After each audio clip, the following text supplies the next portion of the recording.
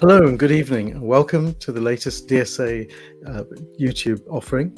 My name is Dr. Singh, and the DSA family are going to be discussing how we can transform family crises into growth and elevate ourselves spiritually from these particular events. This podcast will particularly concentrate on how a disaster can be shifted into a 5D exploration of how we can grow and develop further. So, as you can see, we have the normal team, and members of the audience, please feel free to chip in. So as we start this, I'm going to describe a particular scenario in a family that I'm familiar with, where what appeared to be an absolute disaster in terms of events looks like it's becoming a point of evolution and growth into something far more remarkable during this period of transition. And I'll cast this mythical family, or this anonymized family that have come from a small island off the coast of China, not unlike Hong Kong, where there's a mother, father, and 4 children, each of the children in their early 20s, doing very well, very successful.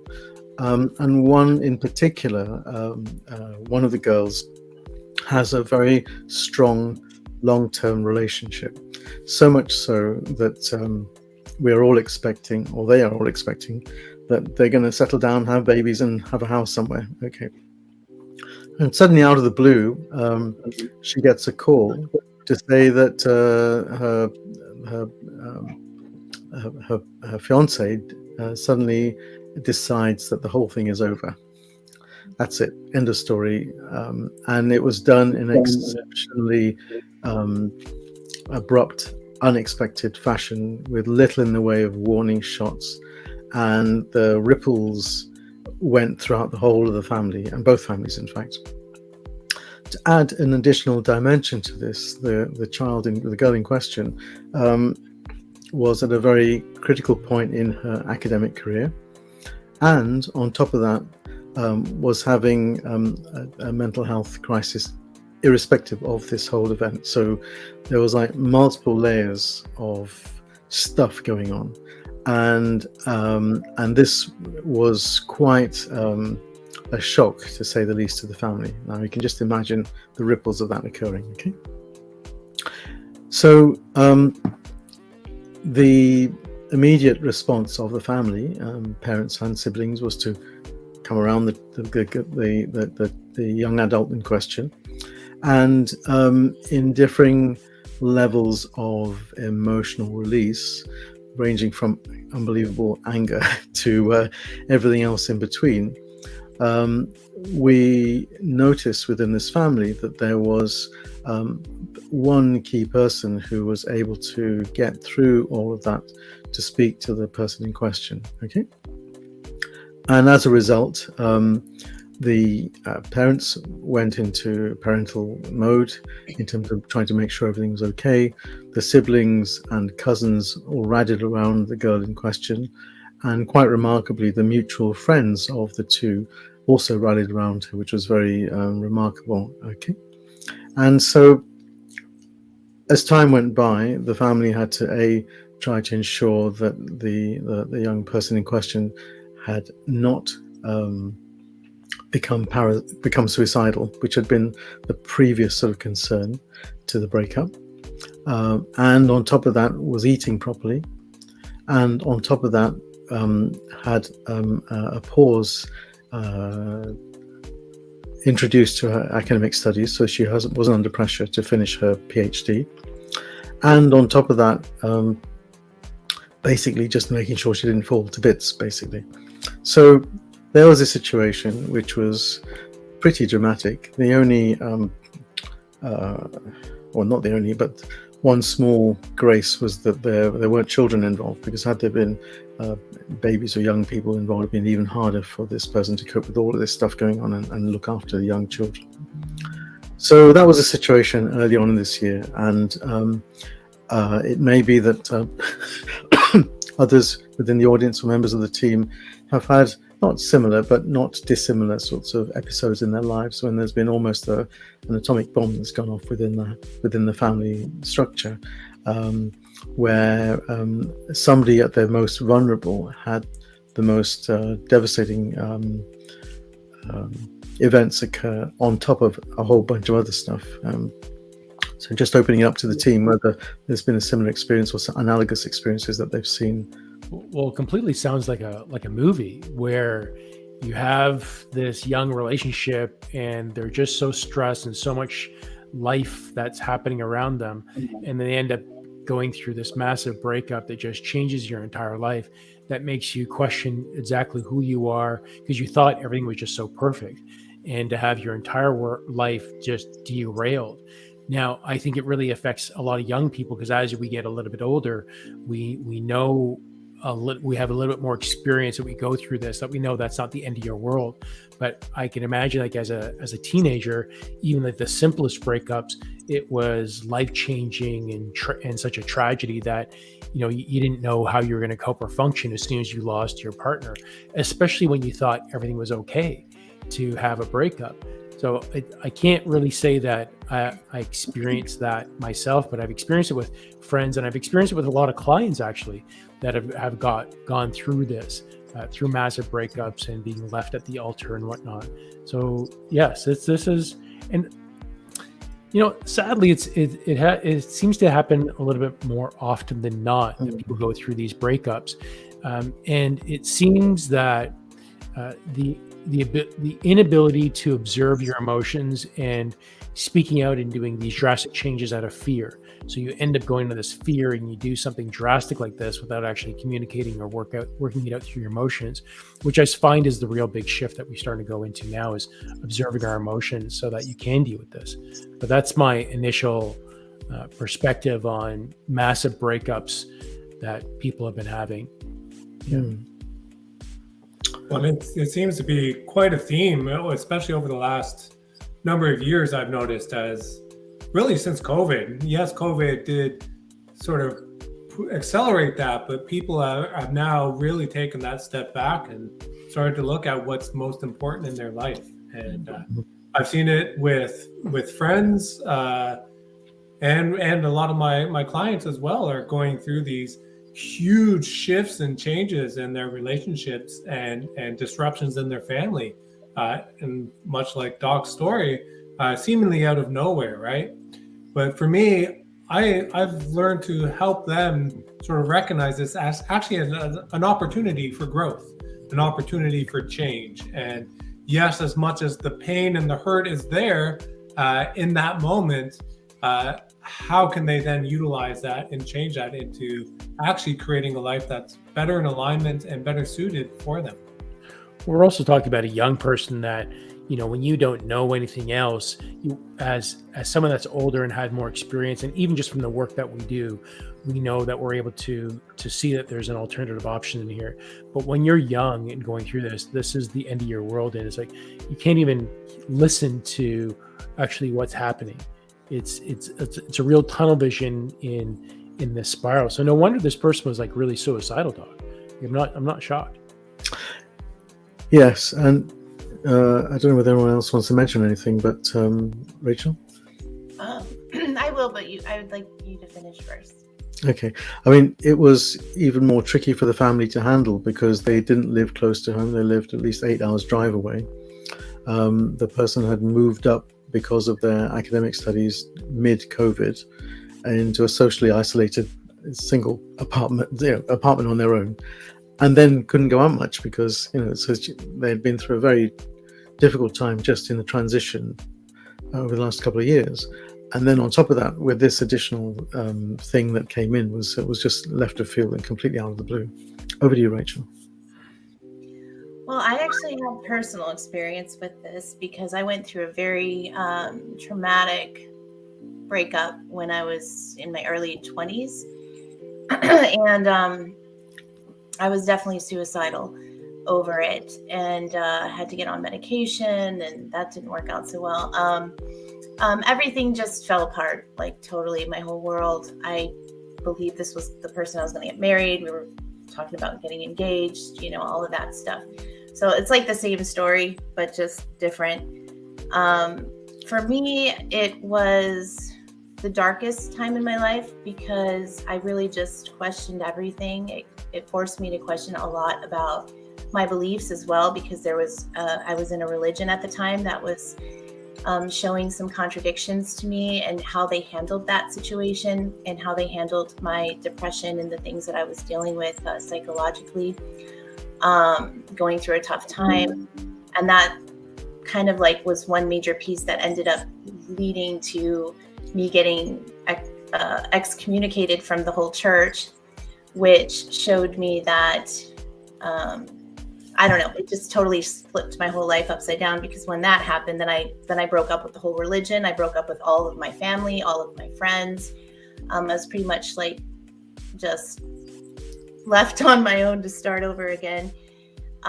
So I ended up moving to Arizona, and that's just where the fog started to lift. So for me, it was more about getting out of that energy that was really toxic for me, because my ex-boyfriend also had mental health issues, and that sort of blurred the lines of like me trying to help him and then me ending up with issues from trying to help him.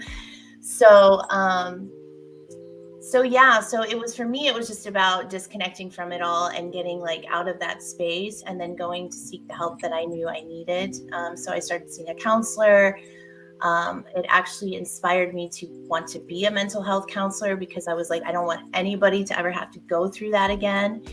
And that led me on the path of wanting to just help people like find their true purpose in life and find meaning in their life, and not having to depend on external. It was a codependent relationship is what I came to realize. And so with all the counseling I got through that, and I was able to be inspired to want to like study mental health and all of that. And then eventually I got into mediumship, which is another form of wanting to help people align with their higher purpose. And so that, it was a big deal for me. It was very hard to go through that time. I didn't have a lot of help. Honestly, my family wasn't very helpful for me at all. But it was what I needed to wake up. It's actually what caused me to wake up. So looking back, it was like a blessing. I mean, I reached out to God. I was like on my knees, like, I just want the truth. Like, what is it? And then, it really taught me about the strength I have to get through things that are huge crises. But, you just take it one step at a time, and I always felt protected in some way. So I always felt like I was protected because, I really wanted to do the right thing for myself. And so that I think I was guided through that as well, by my spirit guides and everything. But yeah, it's definitely a tough thing to go through. And if you have the support, that I think is the most important thing. So I'm really happy that, this person was able to get the help that they needed. But it's tough. Yes, thank you for that, and thank you for sharing that. Indeed, the parents were unbelievably grateful that the system of well-being support within the university and with the general practice, and obviously the family, but particularly the family members that were closest to her, were able to all slip into gear. And so various people traveled up very long distances to be with her, particularly over the weekend, over the weekends when she might otherwise have been alone. And as the universe had planned it, she was also had moved out of her single lovely apartment, but on her own, into a 3-bedroom student accommodation with other students of a similar level of maturity, thank God, who were able to give her that support. And they're all from the same subject. They're all doing the same PhD sort of area. So it was a very propitious moment where the whole system came into place and literally just surrounded her with support and love. And the parents were slightly outside the loop because they were so far away, but one of the siblings was able to go up virtually every weekend and spend time up there, and also one of their cousins had a baby recently, and the baby was therapeutic beyond all measures, just to go and spend time with the baby and chill out. And equally so, there were friends with puppies and dogs in the area as well, and those were unbelievably cathartic. So each of these different elements happened to drip in at the right time, at the right place, to help shift that thinking. And that was the family was saying that's a really beautiful time where literally the whole system clicked into place. Thank you for sharing that. So what I'd like to do, Jenny, do you want to mention anything at all? Yeah, I did actually. There's been several key things here that have been spoken about that I had experience with.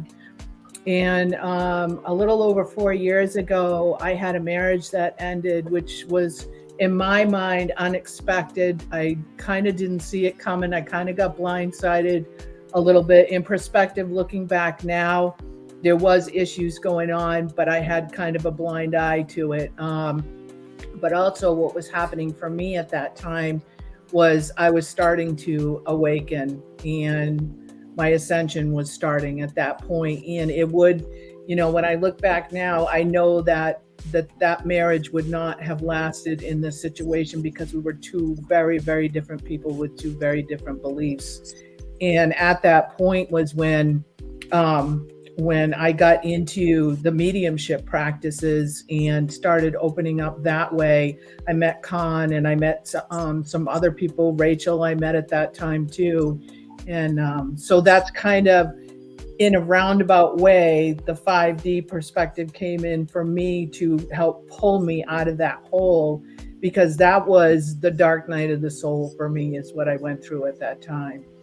And not really at that point having that understanding exactly what was going on. Like when I look back now, it is so obvious in the way that everything went down with that, and the pain that I went through and all of that dark night, because it just helped to open up everything to the point where I'm at today, and to continue to want to, and people come into your life at a time for specific reasons, and I'm a firm believer in that. And but that, if I can say, if I didn't have that catalyst at that time, would I have started to waken up? I believe yes, I would. But it pushed me like right into the fire. And, when that happened, I knew there was a certain point where I got to that there was no longer looking like I couldn't unlearn what I know now. There was no way. It was just, I know we have a choice. We make a choice whether we keep going forward or we don't, but eventually we're going to get dragged there, right? Is what I keep hearing.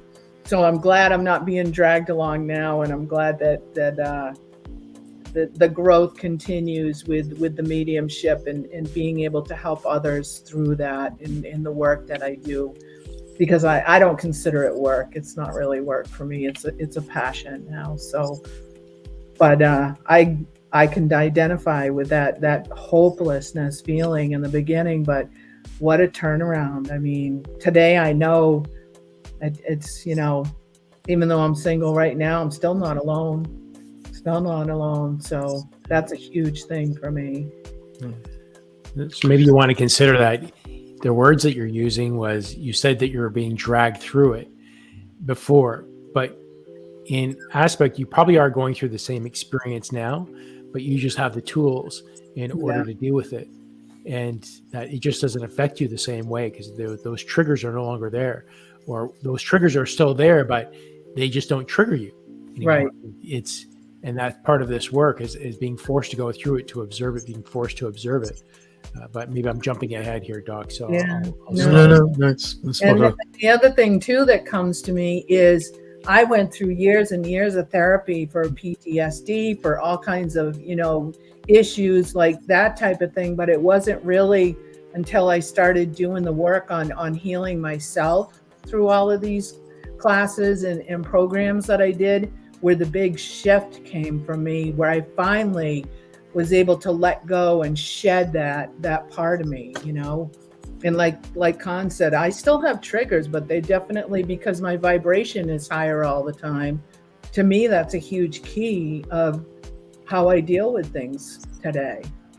You know, I have a question for you, Jenny and Rachel, because you both mentioned that you ended up taking medication to help this. You know, I've never had to use medication to change my persona, my life. And compared to what you know now and then, can you talk about more of the effects? Like, how did you feel when you were taking the medications? What was happening to you at that point? Did it help, or what was going on? Well, yeah, I'll share my story. I was just talking about this with my husband last night, actually. It's super funny. Yeah, so my stepdad's a doctor. So when I first started noticing that I was having these depressive feelings, I asked him to prescribe me Zoloft, it was. And so he did. And I noticed, like, right away, I mean, I was having some negative thoughts, you know, about myself. I was in a dark place. Don't get me wrong. It was more like self-torturing myself. Like, I was just like beating myself up about everything, you know. But I took this medicine, and I was literally like sitting in my bed, and I'm like having these thoughts about killing myself. And I'm like, and this might, I mean, I'm not going to get graphic, but basically I'm just sitting there and thinking so calmly, so peacefully, just like, oh, wow, if I did it, I would do it like that. Then I would do it like that. I'm like, This is not me. This is not my thoughts. Like, this is not how I'm feeling. And I was like, I can't take this medication. Like, this is not cool stuff. Like, get this out of my system. And they actually have a warning sign, or like it's in one of the warnings on the medication that it can actually make you suicidal or something like that. It's really crazy. So Wow. Got rid of that. I couldn't believe it. I was like, whoa, this is like, I'm actually like fantasizing about this. Like, oh my God, I would do it like this. It was weird. I'm blown so that away. didn't work out. And then I went to, so one of the problems I had with going to see counselors, and especially psychiatrists, especially, was that's what my church was telling me to do. I was going to the elders of my church, and I was being very open and transparent with the problems I was having. And they were recommending me to do that. So I went to see a couple psychiatrists, and the one, they couldn't diagnose me with anything. That was one piece. They're like, oh, you're not this and you're not that. You don't fit this, and you're very self-aware. You're not. They couldn't really give me a diagnosis, but they were like, well, you do have some anxiety. You do have some panic stuff going on. So we'll give you this medicine for anxiety. I can't remember what it was, Klonopin. And they're like, this is also considered a street drug that some people take, you know, and whatnot. So just only take as needed.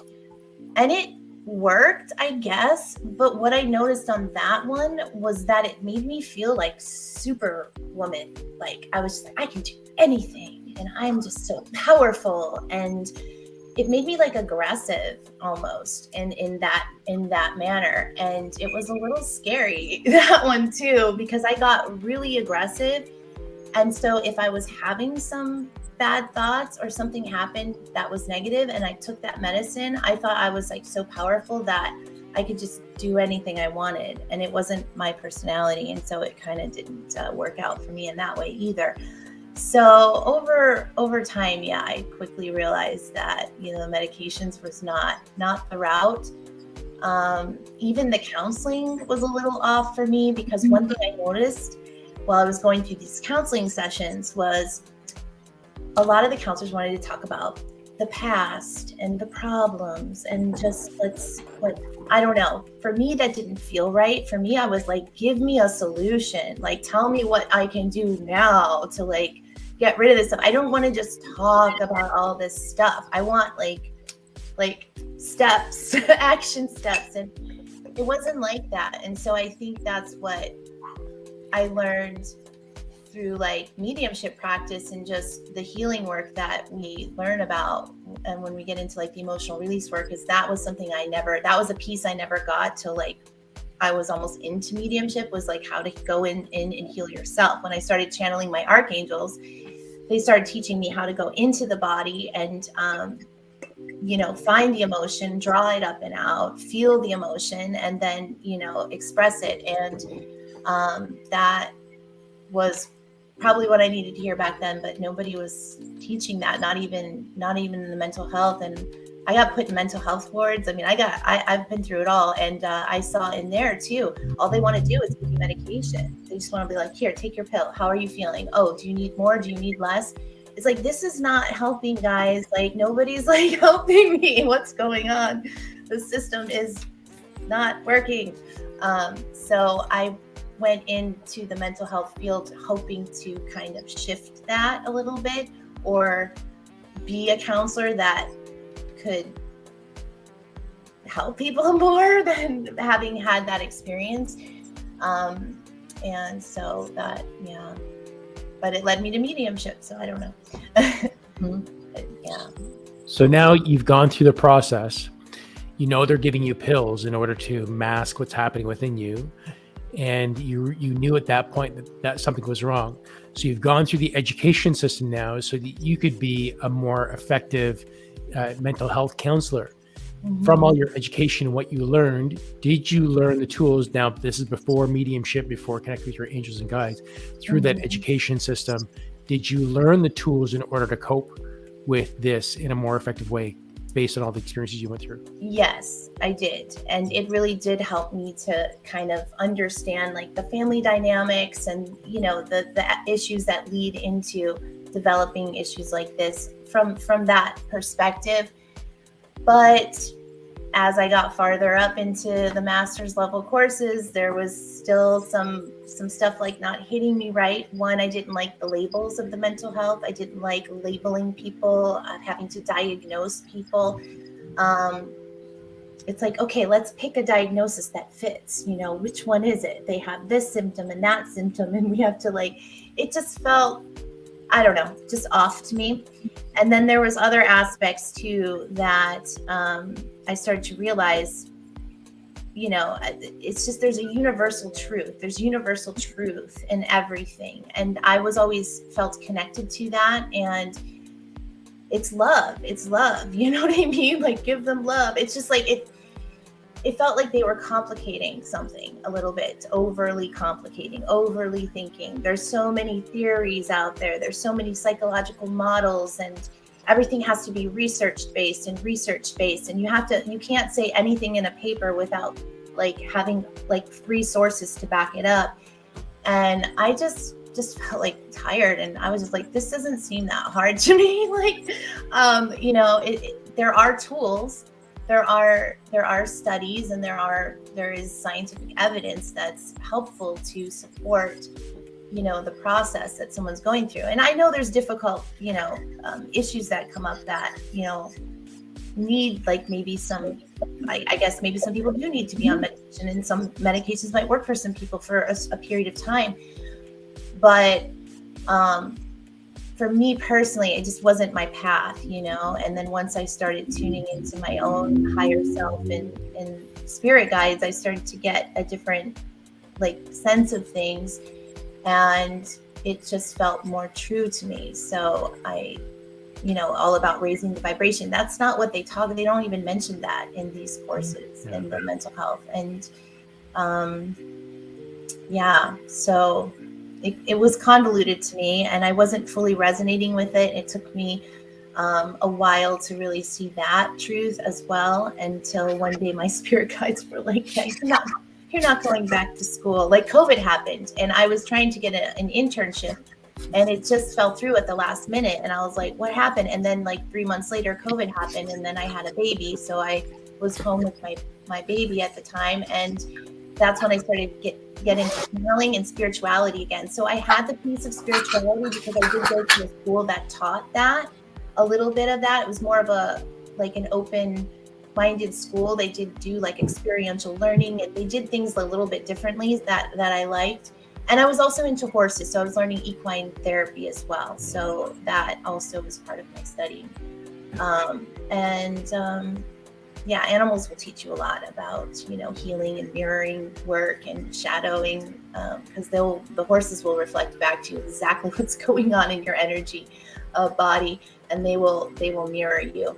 And they're very healing to work with, and I still believe that's something I would like to get into more again at some time. But But yeah, I got kind of like sidetracked off that course, and I got back into channeling. And then once I got into channeling, my guides were like, yeah, you're not going to go back and get your degree. And I'm like, what? I'm 3 months from finishing. And they're like, no, you don't need a degree.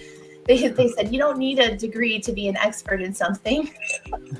I was like, it costs a lot of money, but I'll just trust you on that, and we'll just go with this because it brings me more joy. I feel like I'm actually helping people more on the level that I want to help people, and I'm helping myself more too. So Yeah, beautiful. yeah, hopefully I'm in the right place. No. Well, you know you are. Yeah, I do. Yeah. Jenny, how about you? Were you ever prescribed anything at all? Yeah, over the years, I went through a lot of abuse in childhood, and then a marriage that was extremely abusive. And I did drop into depression, suffered PTSD. And I will say that there was, back in my past, I can see that the treatment that I was getting did help at that time. You know what I mean? Like, they were doing the best they could with what they knew about how to treat somebody with these types of issues. But I did, like Rachel talked about, I got to a certain point where I felt like it wasn't effective for me anymore. Like there was something more out there to help me through this situation, and that's when I landed in these courses, these mediumship courses, and learned and started channeling archangels and spirit guides and all of this, and was able to start putting that into effect.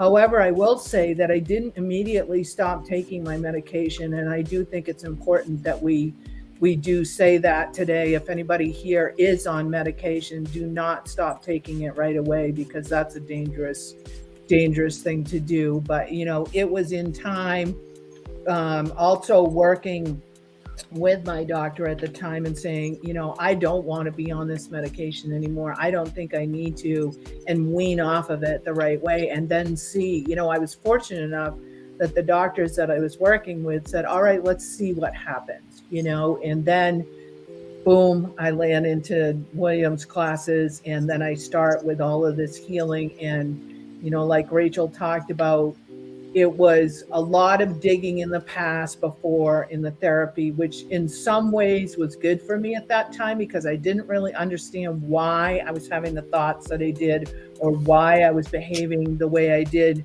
But I got to a certain point where I didn't need to keep dragging that stuff up. It was not helping me to move forward, to be able to have the skills without medication to cope with the PTSD and learn a different way around it. Rodney talked about that when he was here, the show back on how to work with PTSD and a different spin on it. And today, when I went through that breakup, boy, I was this close to saying, okay, I must need to be back on medication again, because I was tanking, and it was frightening. But having that connection and being able to channel brought me the relief that gave me the opportunity to do it without the medication for depression and anxiety and all of that. And I'm not on any right now. It's been 4 years since I've been off of it, and it's just amazing. And doing I work with Con, and I have several other people that I work with to do this emotional release, and that's really what has been effective for me in the last couple of years. So thank you for sharing that. I mean, if I can reflect back and also relate back to the story in question, Quan, did you want to mention anything before I carry on? Nope, just blowing kisses to Jenny. Thank you. I did, if you don't mind there, Doc. Shucks, I thought they were mine, actually. Anyway, moving on. Sorry, Mike, go. So, it's when we speak about medications, yeah, some people will think that they're a bad thing, but a lot of my clients who are on medications, I have to have that conversation with them. That doesn't have to be a lifelong sentence to be on these medications, but sometimes taking these medications allows your mental state and your body to come into a place where you're actually able to look at the trauma and the issues with a clearer mind, so you can start that healing process. And as you start to move through and release those emotions through whatever method is working for you, and you get to a place where you start to feel a little more comfortable, then, as Jenny said, right, go speak to your doctor and start that process of weaning off if it's the right choice for you.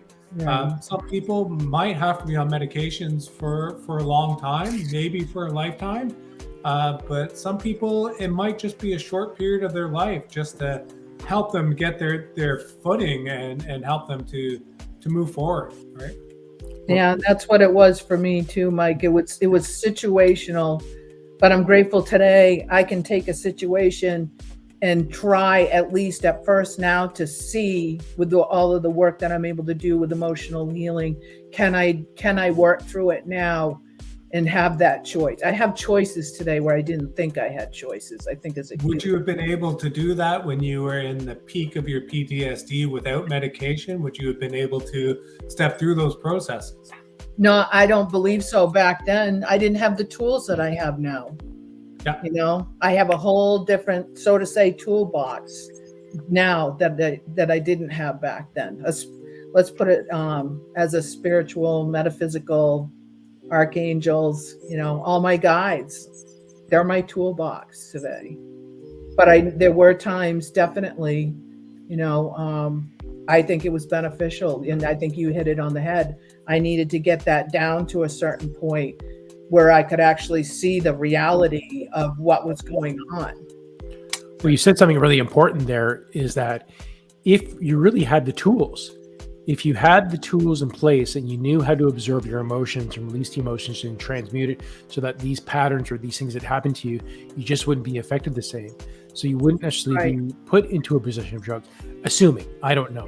Yeah. But that is a possibility that once you have these tools, that you're able to deal with all the emotions that come with you extremely quickly and efficiently, that it's no longer a matter of needing medication. Right. And I think that in the medical side of things, they just don't know any better. They haven't been taught anything. And we're talking about generations that this has been going on, that for how many years now, centuries that we've gone through, that the way to deal with all of this is, you know, it's using drugs, or it's using avoidance, or it's using alcohol, that you just don't deal with it. You drown your sorrows. Right. And then you go to a professional that says, okay, well, I'm going to show you how to do it without drowning your sorrows. But instead of alcohol, you're using drugs. But you still need to learn the tools in order to observe those emotions from a very safe space. And that really means going within, because using anything external, you don't know what's going to be happening external. But when you go internal, you're able to say to yourself, it's safe, because you control the situation when you go internal. And now you're going internal. It's like, you know, I'm creating a protective space for you. You're perfectly safe. No harm's going to come to you. You're always loved, and I'm going to take care of you. And let's observe that from a safe space. And I think that's the key difference, that when you're dealing with the external conscious outside forces in order to heal yourself, you don't have control. But when you're able to go inside yourself and just observe, that's when you're able to control the environment. I'm in control now. I'm in my space. No one, even if you're in a complete straitjacket and you're locked into a room, can you actually, you can still go within. There's so much space inside, and that it's endless, right? But again, you need to know the tools. And once you know the tools, that's key. I think That's a great point, Con. And if any of you resonate with what Con had to say and anything we've shared here, please feel free to give us a like and a subscribe, and follow us here at Divine Soul Awakenings and all our future shows.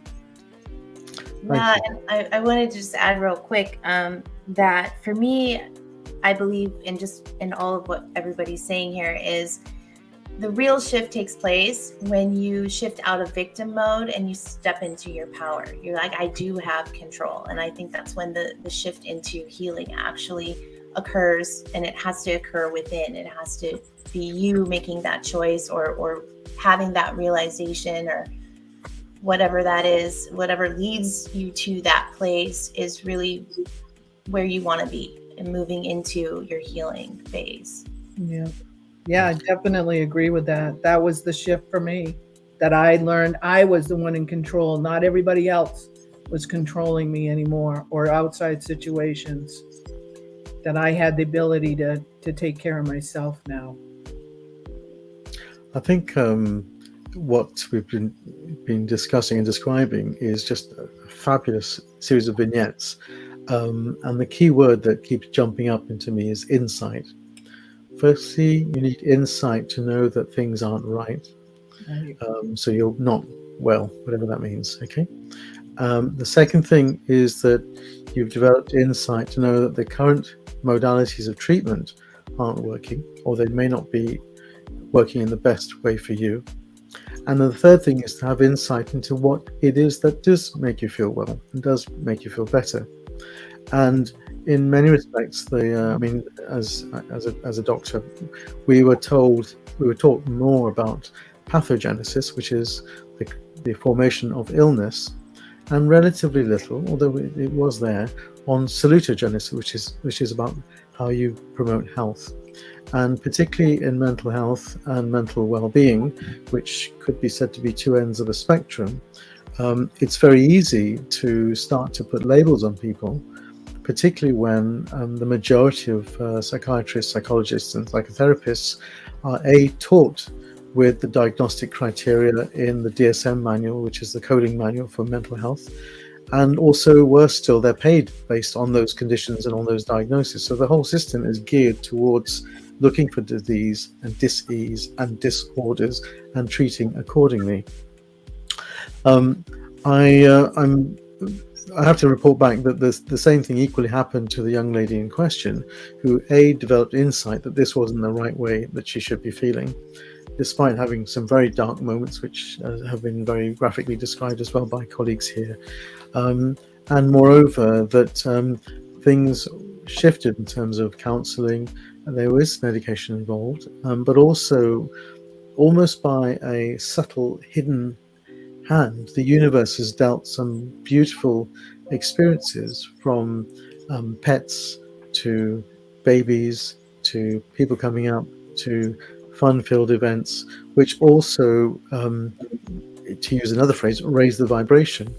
There's a lot of evidence out there around how horticultural therapy, animal therapy, music therapy improves well-being. However, it's framed from a context that comes from a horticultural, an animal, a music context. But we see it in a different way, as that of raising one's vibration. And we know that they all come through the same route at the end of the day, but nevertheless, sometimes it takes us who've had these experiences and insights to be able to actually point this out. The problem is, at this point in time, is that there is no way of measuring this easily, and therefore can document it. We experience those vibrations, we can feel it, but if it takes whatever modality to express these forms of therapy, and that resonates with the person in question, in the same way that I'm sure all of us would say, only take the things that resonate with you, that you feel resonate with you. If somebody sees the world through pets, then it's pet therapy. Just stick with dog therapy. I don't care what it is, but we just frame it in that context. But it is, as we know from a more broader view that we have, how we see it in a different light. Okay. This has been a really, really powerful thing, and I've been looking at some of the questions that have been popping up on the screen. I don't know whether I can pull some up because I wanted to share. Well, just Michelle was talking about that she's been wanting to stop her meds. She feels it's draining her. She takes less. It's for sleep, but she doesn't remember sleeping well. Any suggestions on helping her? Yeah. I mean, personally, I don't stop meds suddenly. You can just gradually change them, but working with your physician, and there's quite a lot out there around things that can help you improve your sleep hygiene, etc. I'm sure, Michelle, perhaps you've already looked at these, but it's worth exploring if you haven't. I personally, this is just me, I personally found that meditation prior to sleeping and pulling in various energies and lights actually made a big difference to me. I don't know whether others can comment on this, but I guess each of us may have a technique that we find works for them. My go-to thing is my pillow. I have the most amazing pillow, and everywhere I go I take that pillow with me, because if I don't have that pillow, I can't sleep, basically. But that's a different thing altogether. Over to the team. I also think there's a need to ask the right questions, that when you start going into your emotional release, or you start observing yourself, there's some exploratory questions that you want to go into. And probably what's coming to me now is, what are you afraid of moving away from it? There seems like it be a fear that when you go to sleep, something's going to happen. So is to begin to ask that question and observe yourself, what you're afraid of when you end up going sleeping. So I would probably at least start by going into a meditation, getting quiet with yourself, and have some of these questions ready, and just observe and see what comes up. What are you afraid of when you go to sleep? What is that? And understanding what happens when you sleep, because really we aren't going to sleep, is that you could also do this. This is actually really effective, that before you put your head down to sleep, as you're laying there, tell your body, I'm putting you to love now. You're in a perfectly safe space. Mm-hmm. No harm is going to come to you. And now I'm going to put you to rest. So I'm just going to leave you here, but you're safe. I'm putting you with love now. Mm-hmm. And as you say that, it sounds really weird, but I've done that. And I've had some of the most peaceful sleeps by just saying to my body, I'm putting you into a safe space now, and we're moving into love. I'm moving you into love. And I leave that. And I've had the most peaceful sleeps at that point. Like singing yourself a lullaby to sleep. Yeah. Because we have in what we've learned through this emotional releasing, that our bodies and even our personalities are not who we are. These are just particular vibrations and actor suits that we've put on in order for our own higher selves to experience whatever we need to experience. So now that we are animating these bodies, taking care of these animal bodies and this animal mind, we're the parents of it. So as we know that, we can say these certain things to it, and that takes a little bit of getting used to it, actually feeling and realizing that our bodies and personalities are not who we are. And that's part of this process that we go into meditation, that we go into these emotions and explore that, I'm not who I am, but that's part of the work. And that's something that we need to go through in order to experience, so that you can actually talk to yourself. And when you do speak to yourself, whether you believe it or not, say it like you mean it. Mm-hmm. And that's the trick. You got to say it like you mean it. Even though, just as a parent talking to a child and you're trying to convince them to get them to do something, you're going to say something as if you mean it, even if you may not completely believe it. Yeah, my 2 cents. Yeah, it's all about like self-love, self-nurturing, and that's what we in mental health they call self-soothing techniques. So learning self-soothing techniques, which is what you do with the baby when you're trying to get them to go to sleep. So and taking that perspective is really good. That's good advice. If she says that she hasn't slept well, ever remember sleeping well, me in my practice, I would start to question, like, was there ever any trauma that happened when you were a baby? Maybe the house you were in caught on fire. Maybe you were abused or assaulted in the middle of the night, or somebody broke into your house. These things can affect us throughout our life, and not feeling safe when it comes to sleep. I'm not saying that's exactly what you're experiencing, Michelle, but those types of things or events that do happen, or traumas that happen to us in the middle of the night or while we are sleeping, can impact us.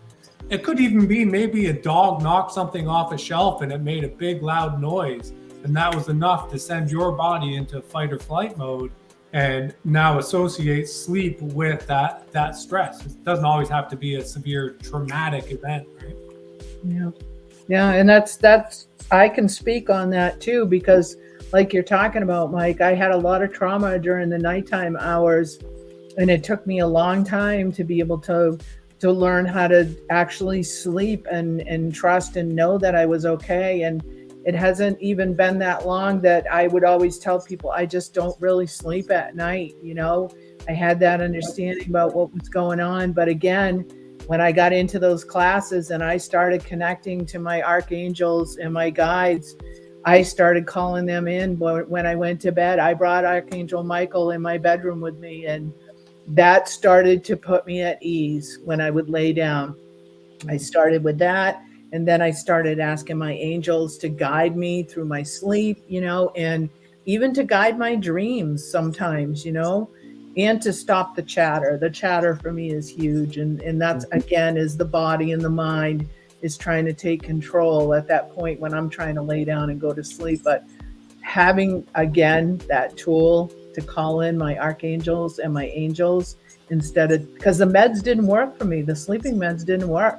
They made me feel so bad. And when I got up in the morning, I could not function, and I still wasn't getting the sleep that I needed. So, and that's when we start moving into, there are things that you just cannot change from a conscious level, from a 3D level, that if you don't deal with these traumas and issues and problems that are there, that might even be from past lifetimes as well, that even if you try and block it with a drug or alcohol or something to mask it, it's still going to come up at one point or another, that it goes beyond medication. And I know that's happening with schizophrenics that I have around me, that the drugs just don't work anymore. All the side effects are there. It just doesn't work. But they're also too fearful to look at any emotions. They just won't even do it. So it's as if it's gone beyond taking the medications, and now it's almost like, well, this is just who they are now, because they won't deal with it, and the medications don't work anymore. So this is just who they are, just stuck in this body of being in a schizophrenic body now. And a couple of people wanted to talk to Michelle about, they just said, Michelle, I was on medication for insomnia. It took me a while to come off it, but slowly you can get on top of it. Lots of self-care. And Jim is saying, maybe observe fear-based beliefs. I'm not worthy, deserving, capable, loved, and or I don't belong, and then address that belief. So some good advice all the way around. And, even if it's not just for Michelle, it's for everybody, anyone that might be dealing with those types of issues. And we had Kay mentioning something about schizophrenia. She was saying, sorry, going back up to, yeah, it's there. Okay. I didn't have a choice to take medication as a minor. My voice wasn't heard, and that care wasn't in my control. I was told I had schizophrenia because all of my clairs were open and I was labeled. And she goes on, I had a neglectful mother. Lucky for me, she forgot to continue the medication, and I then found the control, and I trusted myself only. That also forced a shift in me to survive and listen to God. Awesome. That's an interesting story, because I had that thought pop up in my mind while we were talking earlier, that I wanted to share with the panel, and I was going to put that out there. Like, what are maybe some of your thoughts on being misdiagnosed, like, as a spiritual person? So speaking to my own story, I would say they couldn't diagnose me with anything, and that was a sign that maybe something wasn't really wrong on that level. But when I look back at what I was experiencing, I realized, like, I was highly sensitive all of my life. I was an empath. Nobody talked to me about that. I didn't know about that. Nobody taught me about intuition. In fact, my religion taught me the otherwise. It was all about, do what God wants you to do, and this is the way you do it, and you just do it this way.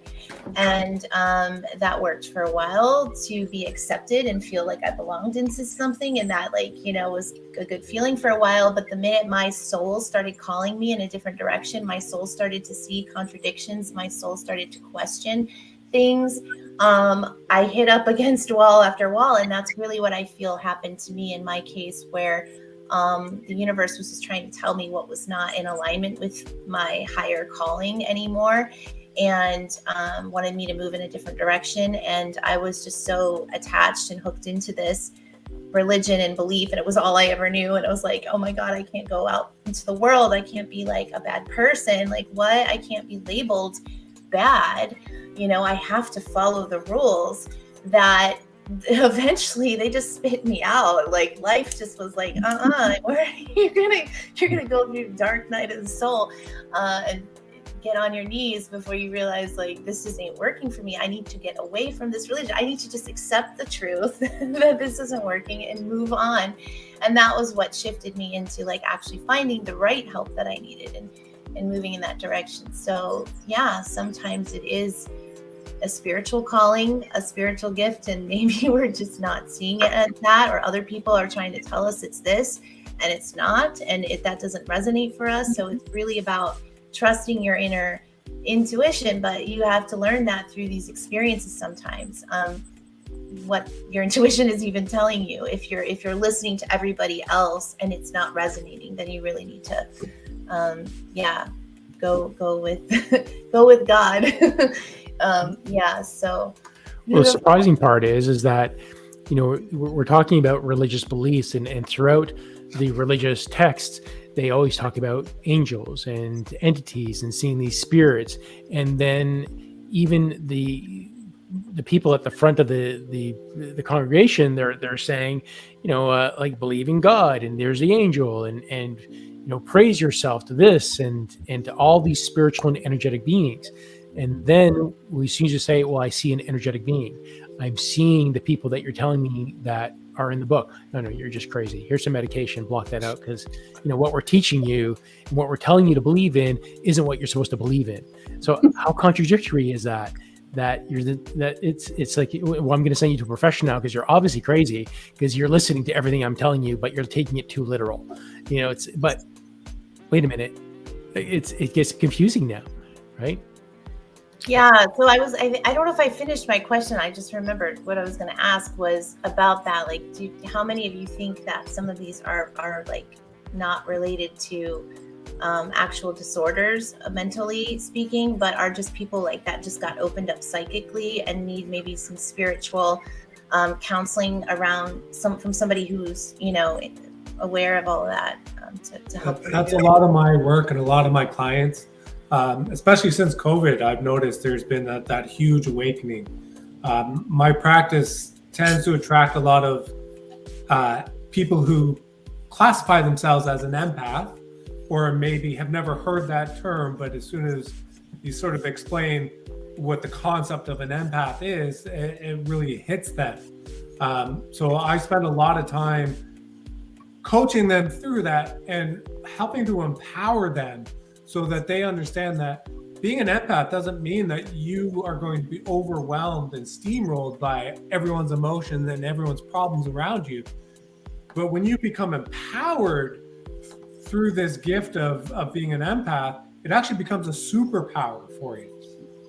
So I spend a lot of time teaching people how to actually utilize that gift and still be able to feel and sense everything around them, but not to own it and not to take it on. And it has a lot to do with them embracing who they really are, stepping into their spiritual gifts, learning discernment, and setting boundaries. And once they start to do some of those things, then they're not as overwhelmed and impacted by everything that's happening around them. Yeah, because that's how I was feeling. I was like overwhelmed by everything. My ex-boyfriend, who was my boyfriend at the time, was going through like bipolar. He was diagnosed with bipolar disorder. He was cutting. He was doing a lot of stuff, and I think I absorbed some of his stuff because I was like open. And now that I know how like energies work, and you can have attachments, you know, negative attachments to entities and stuff, not to put fear out there, but like there's just stuff that, like, you know, you don't know what's going on behind the scenes, but essentially you just have to learn the tools, like Mike was saying. Like, it doesn't have to be a scary world. Empaths are very powerful beings, and that's why we learn these tough lessons, because we are so powerful in our gifts. And when we have these experiences, it teaches us really how to hone those gifts and step into that power position and not feel like so weak and overwhelmed, but really attuned to, the setting the boundaries and being aware of our own energy and what's ours, what's not ours, and embracing our truth. So it's beautiful. I think a lot of it too is having a safe space. So that's what I provide here, is a safe space without judgment. And the first thing to let them know is that they're not crazy. What they're seeing, what they're feeling, what they're experiencing, what they're going through is very valid, and it's okay. Not everyone's going to understand it, but again, then giving them the appropriate tools to learn how to work with it rather than it work against them is big. But being heard, being listened to, and being in that safe space where you are encouraged to be real, be authentic, and be honest about your experience, that goes a long way for people. Yeah, I feel you on that. Like, because I was just thinking, for me, that was really important too. Like, I just didn't like people thinking I was crazy. You know, I'm just telling you what I'm feeling, and nobody seemed to understand. So having someone there to really hear you out and understand, and maybe that's what Doc, the person you've been speaking about, maybe they were able to get that, and that's what made the difference, because that's what I feel would have made a huge difference for me if I had that person telling me, no, you're not crazy, I hear you, I see you. That's really it. That's all I really needed, and nobody was giving me that. Everybody was shunning me. Everybody was like judging me, like get out of here, like you're weird, like I don't know, just nobody really heard my story, like from where I was coming from. Eventually they did. Some of them came back around like later and apologized, but not when I needed it. I think, again, if I can just sort of summarize it, that for us individually as empaths and psychics and channelers, we see, hear, feel, smell, whatever clairs are open. And for me personally, when I started hearing voices, I seriously was wondering whether I was going schizophrenic. But then I realized, no, this is not that type of schizophrenic type of voice. It's a very different voice. And so I was able to get that insight. And so the additional tools that we were able to apply in our own respective rights were our understanding of the psychic world and energy and channeling and so on. But to take it one step further, is that we also have the ability, and all of us, and including the audience, that we can use these understandings to actually reflect back and say, no, actually, this is part of your journey, and this is here to teach you something, and this is what you can learn when you get out of it. So with this particular person in question, a number of channels were done, and basically the story was that this is an experience which was part of their soul contract, and that they're going to come out much stronger because of this, much stronger. And moreover, their true soulmate is not far away, and this is I mean, basically mapped out the path. And so the interesting thing is that at this point in time, the person isn't able to actually get that far in her understanding of the overall situation. So it's still a process of healing and working your way through. But at a suitable point in time in the future, subject to them being open to it, then these other dimensions or aspects of the whole thing can actually be unveiled so they can see. But if I step one step back even further, if you think of soul contracts, nothing that happens is purely by chance. It's all agreed to at a soul level way before our conception, and therefore on that basis, the insights that we have, and depending on the individuals in question, we've learnt through our particular journeys. But standing back from these disasters, which appear to be disasters at the time, they are in fact the most wonderful opportunities for growth and for learning. And if we, in our own perspectives, can flip that, and it provides at the right time the right insights for the people who are interested and can absorb that and understand it, then it is another tool in their journey to understand that this is part of their path. I don't quite want to sound like Mandalorian and say this is the way, but it's something like that, where essentially, you have to go, as we all know, you have to go through this process. But when you're within the cloud, you can't see outside the cloud, and you can't quite see the wood for, or I'm mixing metaphors here, the wood for the trees. And so just by being there, by holding somebody's hand, by saying it's going to be okay, and it's got to be the right person to do that. It couldn't necessarily be every single member in the family, but one person in the family stepped up and did the job beautifully. And so it's just finding that right person at that time, which did the trick really, and made it seem seems to be working out as it stands. I was making a little note about something. I'm just trying to read my writing. So what struck me, Khan, with your sort of description of religion, a formalized religion, about how we experience things, and it doesn't quite fit the textbook that the religions suggest we ought to fit. And likewise with any other given religion, Rachel and Jenny and Mike, my experiences also don't quite fit the experience of what I should have had in my own faith belief in this particular life. And thankfully, unlike Joan of Arc, we're not being burnt at the stake because we're talking about this. But nevertheless, it's really good that we have this opportunity to describe what's going on.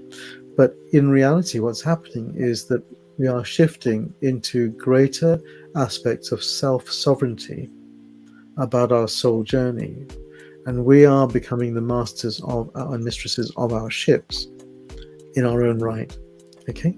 Without somebody else saying, no, this is what you ought to be doing because it's written in this book, and I've spent years learning this dogma. I know what I'm talking about. No, that all goes out the window. And to a certain extent, and I'm not saying this should be the case, but to a certain extent, each and every one of us is the most knowledgeable person about our body. We know how our body is. We know what makes it tick, what makes it works this way and that way. And that's a useful guide, both in terms of recovery and also self-help and well-being, that we know what it is that makes us feel good. And that in its own right is a powerful tool to raising our own vibration. And if you know that it's a walk in the woods, or it's I don't know, playing ball with some dogs, or whatever it is, we know what makes us feel happy. And that's one of the most powerful things that in recovery, and in particular in this particular case, it just happens naturally that the person gravitates to those things that makes them feel good. And the beauty in that is that it's almost natural progression of well-being that they're working their way through, and that's helping their recovery from going from a particular position where they're like, in terms of a score out of 100, they're between 5 and less out of 100, to now they're about 60 out of 100. So there's still a way to go, but it's a lot better than it was a few months back. And it's just giving them the space to be able to try and explore, and then naturally you gravitate towards the things that work well for you, as each and every one of us has found in our own particular journey. You bring up a good point as well, Doc, about us knowing ourselves. But one of the biggest challenges I fear, the biggest problem that people have, is that we don't know ourselves.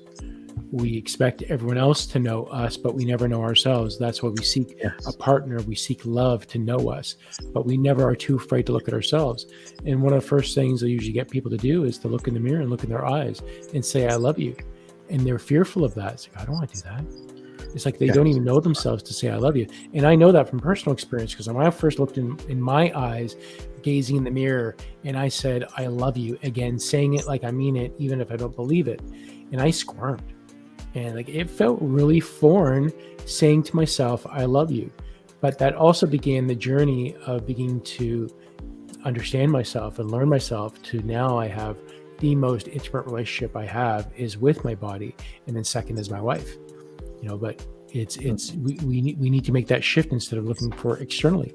Love yourself and know yourself, which most of us don't. Yeah. Has anyone had experience of deep introspection and inner child work you'd like to talk about? Say again? Deep introspection or inner child work, because I found that worked enormously well for me. It was a real eye-opener for me in terms of uncovering aspects of my behavior, which I hadn't realized I sort of have been doing since I was a child. But if anyone wants to join in, please do. But I can share with you what happened to me. Well, I can share. I may have said this in another show. I don't remember, but one of my big lessons in this lifetime was learning to overcome selfishness and selfish behaviors. So this was something that came up when I went through a divorce from my ex-wife. And as we were going through the separation and the divorce, she actually called me a bully and selfish. But this was the first time I actually allowed myself to hear it and to understand it. And when I really understood that, yes, I wasn't a bully in a way that I was being physically or emotionally abusive. I was being a bully. I was like, I need to have my way, and it's only my way that matters. And through that process, I was working with a good friend of mine and a colleague who took me through a process. And through that process, I was taken right back to about 4 years old.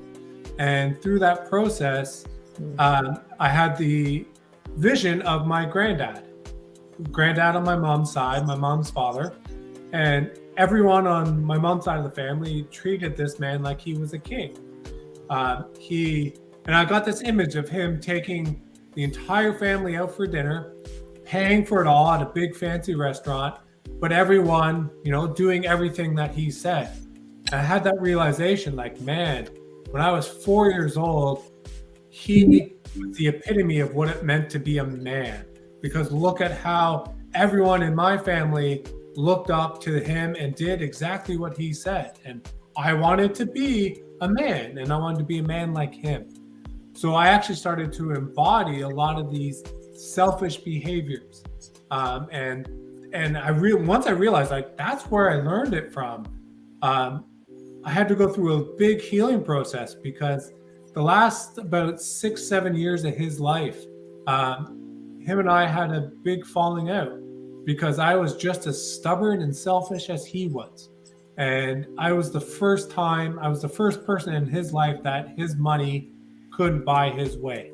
I had dreadlocks at the time, and he offered to pay off all my student loans if I just shaved my head. And again, I was stubborn and selfish and said, no, I won't be bought. And that created a big rift between us. He had passed on, and when he was in the hospital, I refused to go see him in the hospital because I had nothing to say to him. But through this process and through this work I did with my colleague, he actually materialized in front of me and allowed me to actually express what I should have expressed to him while he was alive. Allowed us to begin to heal that rift between us. And through that experience, he actually unfolded to me that he actually had so much respect for me because I refused his money. But in his human form, he was unable to understand what to do next, because for him, it was his money. But through that process, and for me moving through it and me understanding where I learned those selfish behaviors from through, again, introspection and child work, freed me and started that unraveling and released the burdens of selfishness that had presented itself throughout my life. Because when I was called out for being selfish, I look back at every major event in my life that created trauma or discomfort, and realized all that stuff happened because of me and my selfish behaviors. And I realized, like, how much I had blamed the other person, but in reality, it was all me and my selfishness. That's huge, Mike. That's Yeah, huge. it was very huge.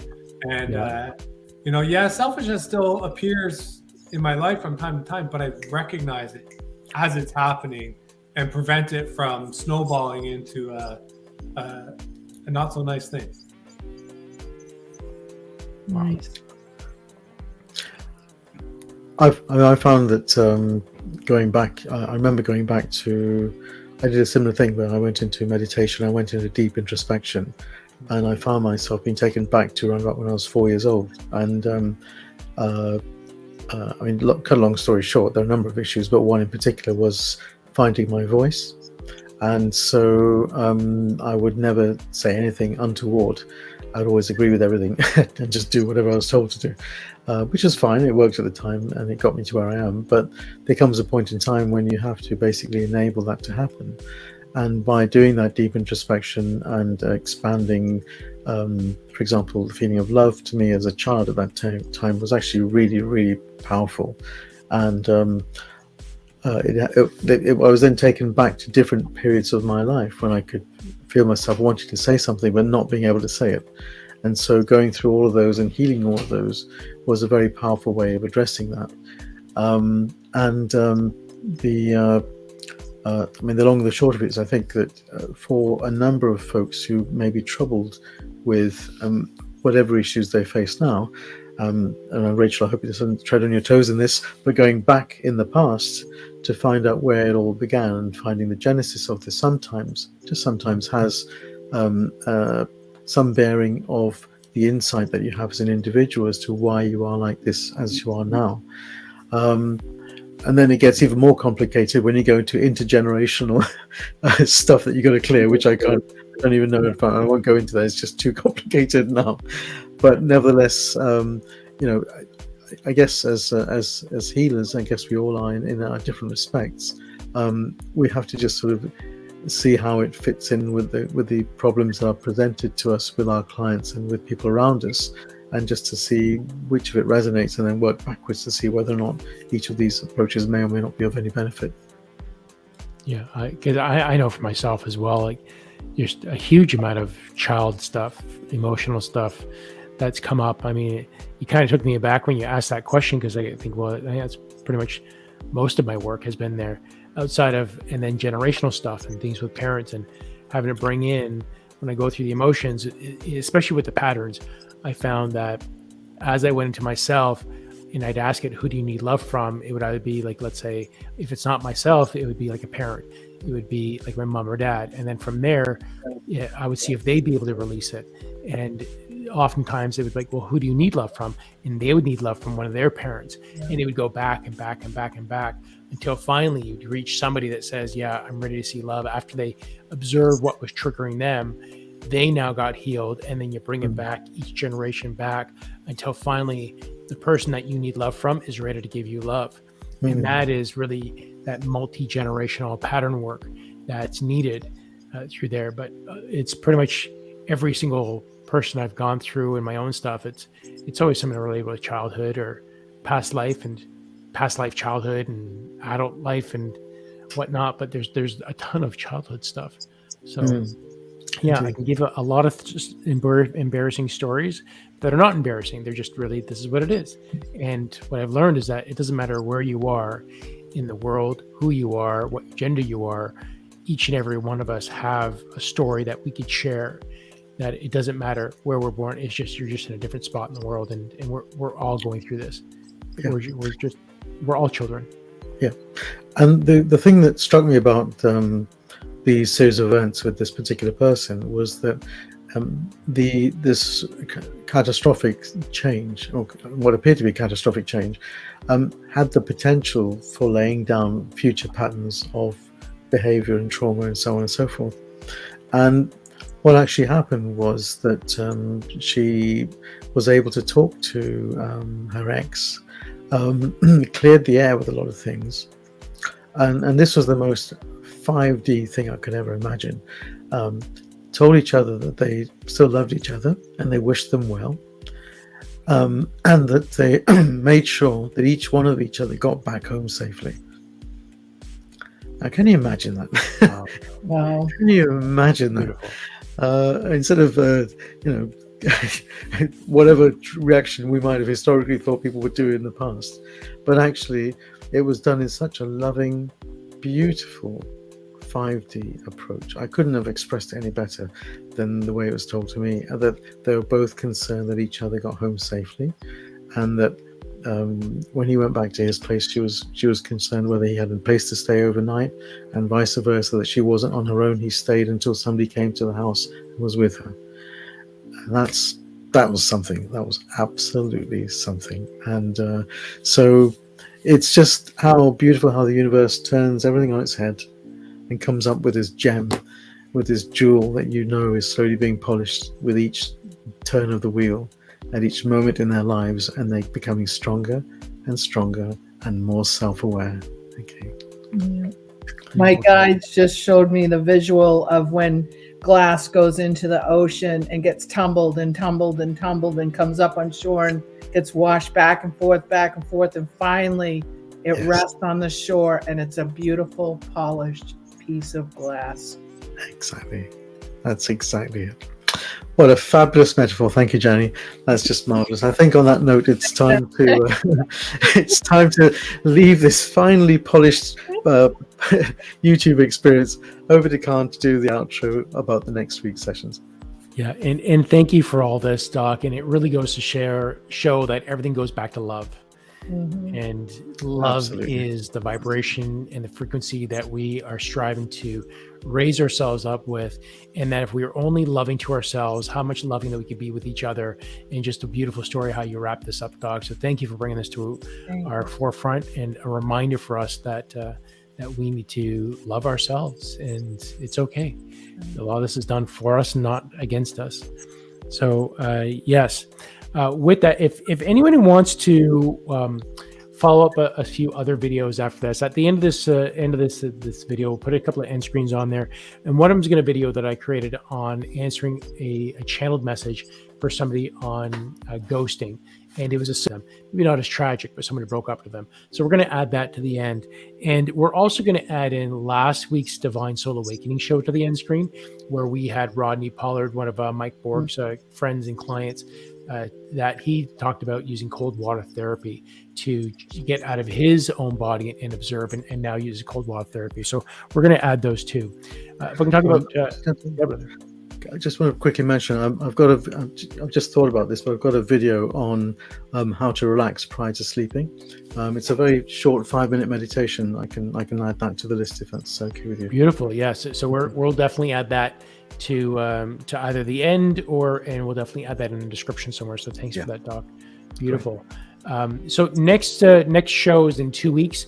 We're going to have Rita Mustafa on, my wife, who is a holistic nutritionist and traditional Chinese acupuncturist, and she's going to be talking about homeopathics and how to do the homeopathic testing that every pet owner needs to do. So this is going to be specifically for your pets, but it also will be extended that you can use it for your kids, that you can use it through anywhere that needs energy basis, because we are energetic beings, and as energetic beings, they do very well with homeopathics as we do.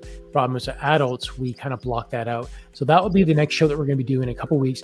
And then Rita actually has a live her own event a couple of days afterwards on the Saturday, I think on the 22nd, that you can sign up for, and she's going to teach you how to do this as well in a very much different format, not just in this podcast. So that will be on the 19th. Expect that. So with that, and one final announcement, Channeling Eric is back.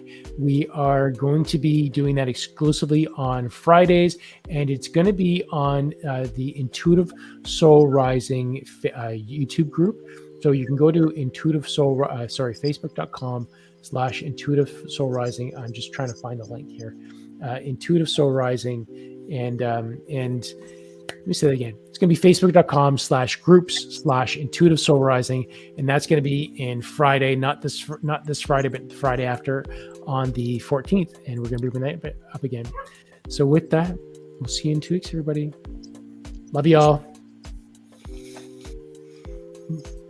No buys. I'm not prepared here. Oh, that's on me. All right. Bye, everybody.